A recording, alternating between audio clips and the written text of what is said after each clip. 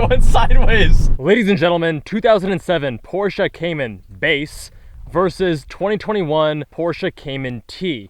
Now this goes for around 15 to 25K on the used market. This particular example was recently purchased by the owner Jaden for $18,000.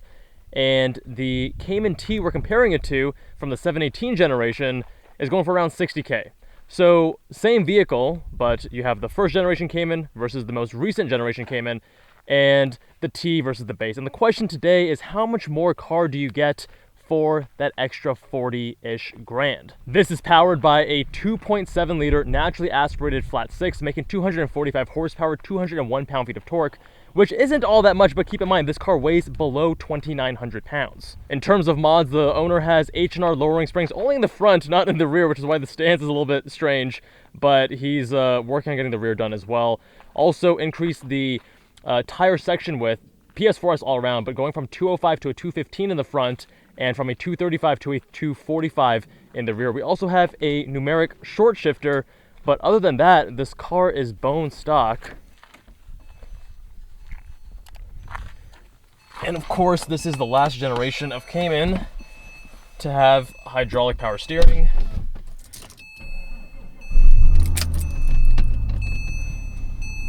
Ooh, high effort shifter, high effort parking brake. Cabin definitely feels of the era, 2007. The steering wheel, you got this big airbag, you know, the large triangle before they could make them much more compact. It doesn't telescope as far out as I would like, but let's get on the road and see how she drives.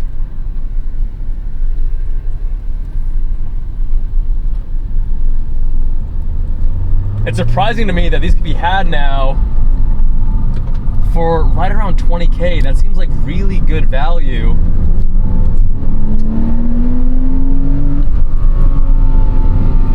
And while the engine is definitely not as special as some higher trim Caymans,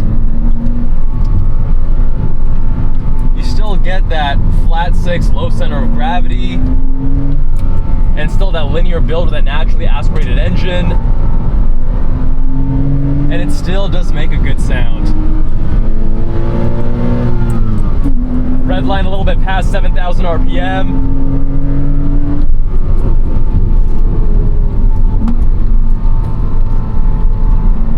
No problem heel towing with regards to pedal placement or the throttle response, but this shifter is like, I don't know how to describe it. It is high effort, but not that notchy. And there have been a few times in the last few minutes driving up here where I'm trying to downshift from third to second, and I end up going into fourth because like it feels like it's going laterally to the left a bit, but then it slots into fourth. That happened twice. So you really got to be careful to pull it sideways. Make sure you're getting into that gate properly. With hydraulic steering, we're definitely getting a good amount of feel. But in this example, 80,000 miles, it's not the sharpest front end. You gotta remember, all the Caymans have McPherson strut front suspension, but still, I'm wondering if some of the suspension bushings and components have got a bit tired. A little bit of slop to the wheel, not the most precise front end. But the reason you get a Cayman is for the balance. And depending on who you are, that can be both a good and a bad thing, because it's a good thing in that it handles so neutrally with that low center of gravity and that mid-mounted engine. The issue that I have with a lot of Caymans is that they can be a little bit too clinical and boring, more so than even the 911.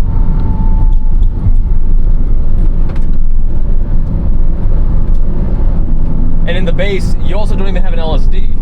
So if you do want to get a little bit of rotation on throttle input, corner exit, oh man, getting to second is tough even with the double clutch. Let's try it again.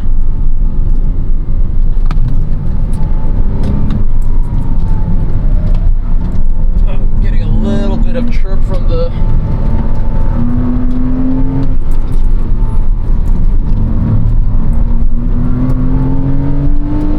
so back there, you can hear the front tires giving way to a little bit of understeer. So base 987, my impression so far is that it's a car best enjoyed 5-6 tenths.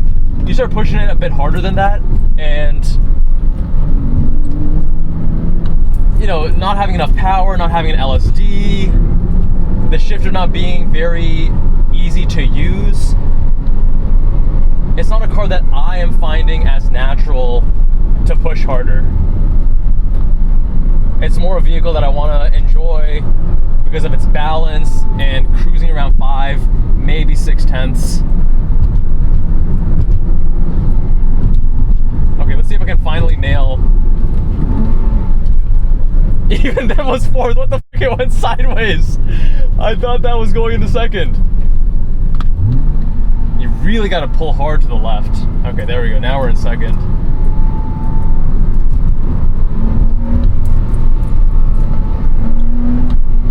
It might just be this example because I have driven a 987S, and that 987S did not have these transmission issues. Although I will say that I feel like no Cayman has as good of a manual transmission as the contemporary 911, and some may say that's Porsche holding back the Cayman. Even in the newer generations, the 718 we're driving today is PDK, but even in a 718 GT4 versus a 991 or a 992, I feel like the transmission is just a little bit tighter, a little bit notchier, a little bit more pleasant to use in that 911. Let's give you guys a little pull.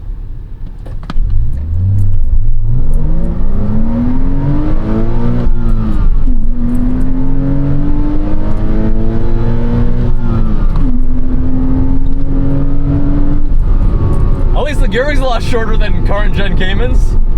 Second gear topping out right around 63, 64. It's not going to wow you with its power, with its acceleration, but the good news is that it's usable on the street. You're not going to get into too much trouble, right?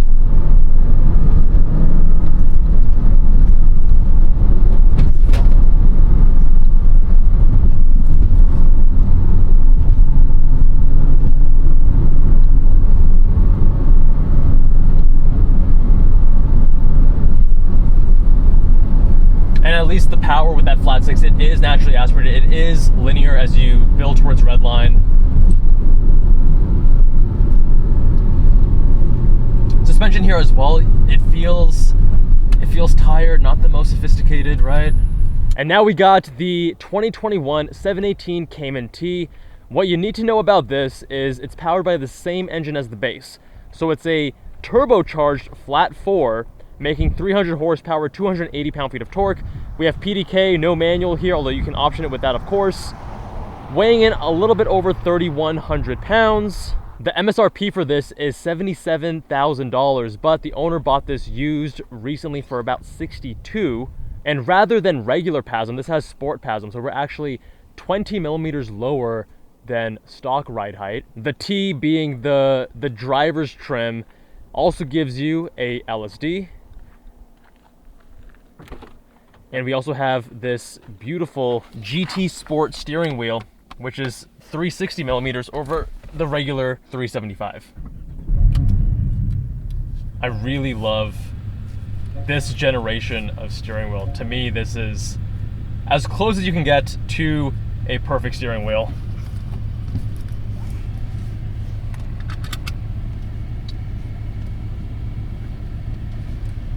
Interior feeling so much more modern than the 987, obviously, but it feels more or less similar to the 981. Again, apart from the wheel, we have door straps instead of regular door handles. And of course, we have so many more creature comforts in a modern car like this.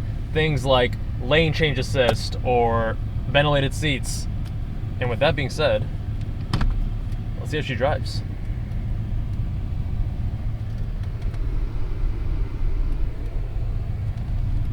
We're gonna start off in normal mode here. I'm gonna put it into manual.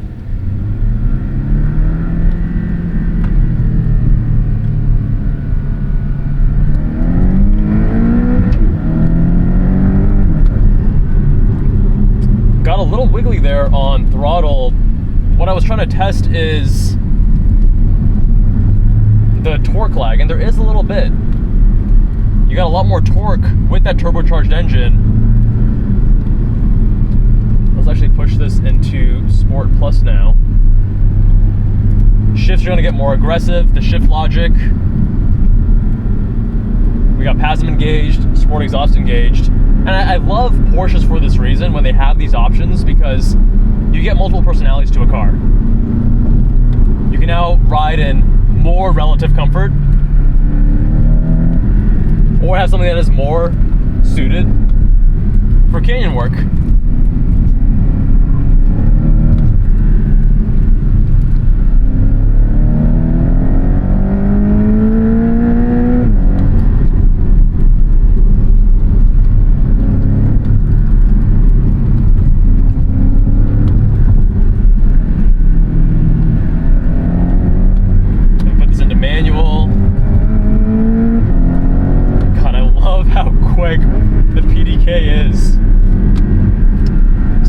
First impressions, the steering, it's E-Pass now, right? And you don't get as much feel as we have in the hydraulic of the 987, but it's so much more natural and tight of a front end.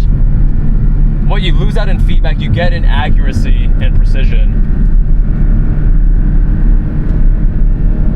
The ratio here also feels a little bit more natural, a little bit quicker than in that 987.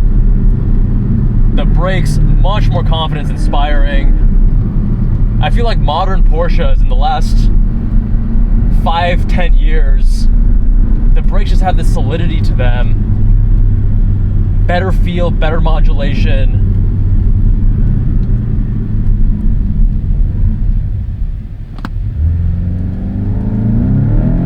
Yeah, it takes a second for that turbo to spool.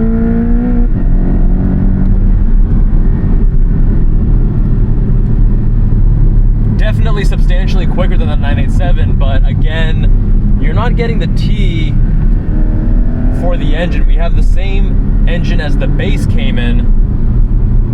Not a very special engine, and with it being a flat 4, I think a lot of people hate on it.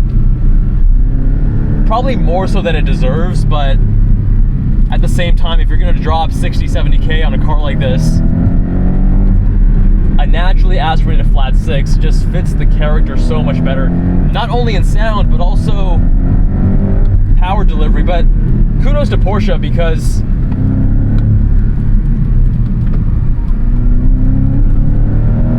they still do make this turbo feel better than many other turbocharged sports cars. I'm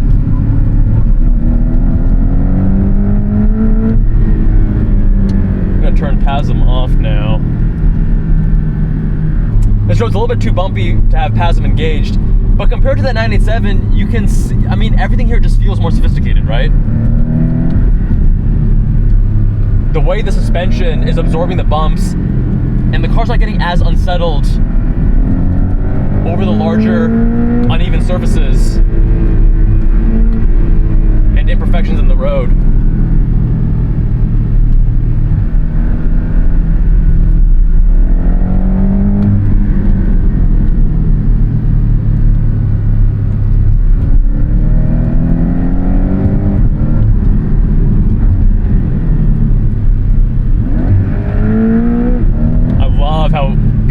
Even let you downshift into first. Try doing that in a manual car. You have to double clutch that.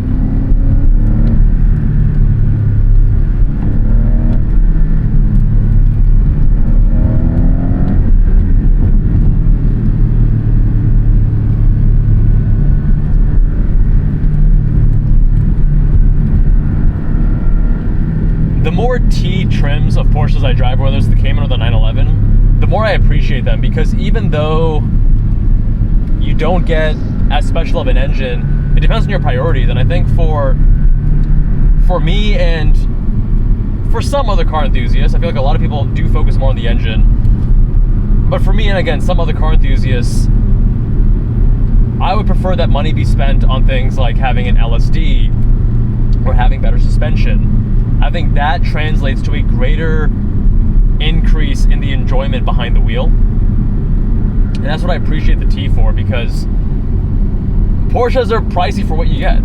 And if you want to do this in a little bit more financially responsible way, I think the T makes a lot of sense. Now, compared to the 987, this car definitely feels much more comfortable pushing it. I feel more confident. It's communicating a little bit more clearly. Apart from the steering, chassis communication, the inputs, everything feels a little bit more natural, a bit more dialed in here. And therefore I feel comfortable going 7/10 and even beyond. Whereas in that 987, not so much. But again, this is 3 times the cost of that car, 20K to 60K. And if you're on a budget, I do think the 987 is stupid good value for what you get. The bones, the chassis, what you're starting off with, that canvas, is truly fantastic. And I'm not sure what's going on with that transmission there, but I do know in other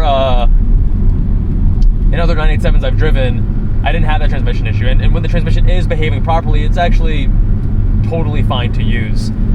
The question though is, how are you going to be driving your car? And if you're going to be driving it harder on the canyons, then I think getting a higher trim like a T, like an S, getting things like the LSD, you'll notice that. But if you're not pushing it hard on the canyons, if you're just, you want your fun daily driver, commuter, etc., then going with a base Cayman is probably fine. But then you also have to consider, for a daily driver, you may want things like Apple CarPlay and lane change assist and those other creature comforts that you have in newer vehicles. Big thanks to the owner Christian, the owner of this Cayman T, for letting me review his vehicle. Big thanks to Fenton's son from the Zygreen YouTube channel for making this review possible. My friends, let me know what you think of the two. Subscribe if you haven't already. Much love, and I'll see you all in the next one.